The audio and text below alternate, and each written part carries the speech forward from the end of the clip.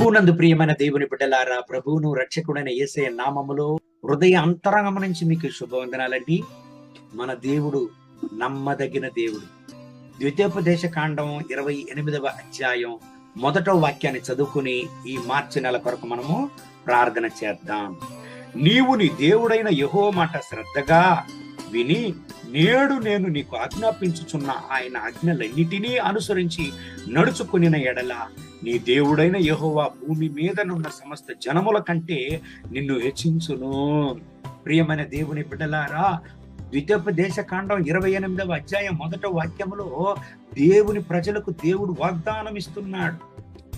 భూమి పైననున్న సకల జనుల మధ్య నిన్ను నేను ఆశీర్వదిస్తాను, హెచ్చిస్తాను, నిన్ను గణపరుస్తాను, నిన్ను ఆశీర్వదిస్తానని దేవుడు వాగ్దానం ఇస్తున్నాడు. ఎలాగ ఆయన ఆశీర్వదిస్తాడంట?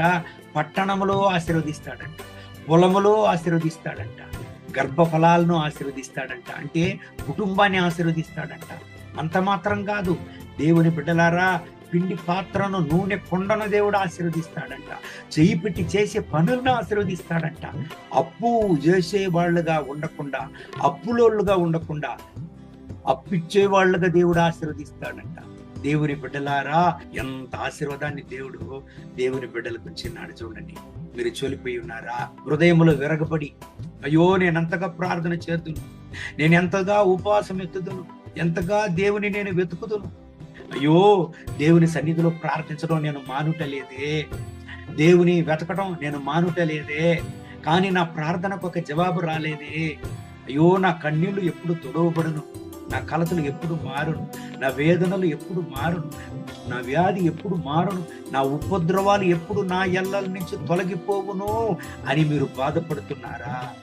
నిందలు, అవమానాలు, పోరాటాలను నేను అనుభవిస్తున్నానే, ఏనాటికి దేవుడు నా కన్నీటిని తుడుచును, ఒక అద్భుతాన్ని నాకు చేయును అని ఏడుస్తున్నారా?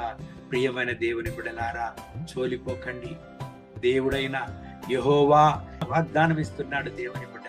భూమి మీదనున్న సమస్త జనముల కంటే నిన్ను హెచ్చించదను అని ఆయన వాగ్దానం ఇస్తున్నాడు. నీ కన్నీటిని దేవుడు తుడుచును, నీ కలతలను మార్చును, నిన్ను హెచ్చించును, నిన్ను ఆశీర్వదించును. ఆయన నిన్ను చేయి వదలనే వదలడు. ఎవరు నీ కన్నీరును చూస్తారో లేదు, కానీ దేవుడైన యెహోవా, ప్రభు అయిన యేసయ్య, పరిశుద్ధాత్మ దేవుడు నీ కన్నీటిని ఆయన చూస్తున్నాడు, నీ కలతలను ఆయన చూస్తున్నాడు. నీ కన్నీటిని ఆయన తుడుచును, నీ కలతలను మార్చును, నీ వ్యాధిని ఆయన మార్చును, నీ జీవితంలో గొప్ప కార్యాన్ని ఆయన చేయును, నీ దుఃఖాన్ని సంతోషంగా ఆయన మార్చును. దేవుని బిడ్డలారా, ఈ వాగ్దానాన్ని నమ్మండి. మీ జీవితంలో దేవుడి వాగ్దానం ప్రకారం గొప్ప కార్యమును చేయు. దేవుని సన్నిధిలో ప్రార్థన చేద్దామా? మహోన్నతమైన ప్రభువా, ఈ దేవుని వాగ్దానమును విని ఈ ప్రార్థనలో ఏకీభవించి ప్రార్థించేటువంటి నా ప్రియమైన సహోదర సహోదరుల కొరకు ప్రార్థన చేస్తున్నా. వీళ్ళను ఆశీర్వదించండి, మీ రక్తపోట్ల వీళ్ళను దాచుకోండి, వీళ్ళ వ్యాధులను మార్చండి, వీళ్ళ కలతలను కన్నీటిని మార్చండి, వీళ్ళ దుఃఖాన్ని సంతోషంగా మార్చండి నాయనా. వీళ్ళ ఉపద్రవములను మార్చండి నాయనా, వీళ్ళ కలతలను మార్చండి, వీళ్ళ ఉపద్రవములను మార్చండి, వీళ్ళ పోరాటములను మార్చండి. యేసయ్యా, వీళ్ళను పట్టణములోనూ ఆశీర్వదించండి, పొలములోనూ ఆశీర్వదించండి, వీళ్ళ కుటుంబాన్ని ఆశీర్వదించండి, వీళ్ళ కిచెన్ను ఆశీర్వదించండి, వీళ్ళ డబ్బు సంచిని ఆశీర్వదించండి నాయనా.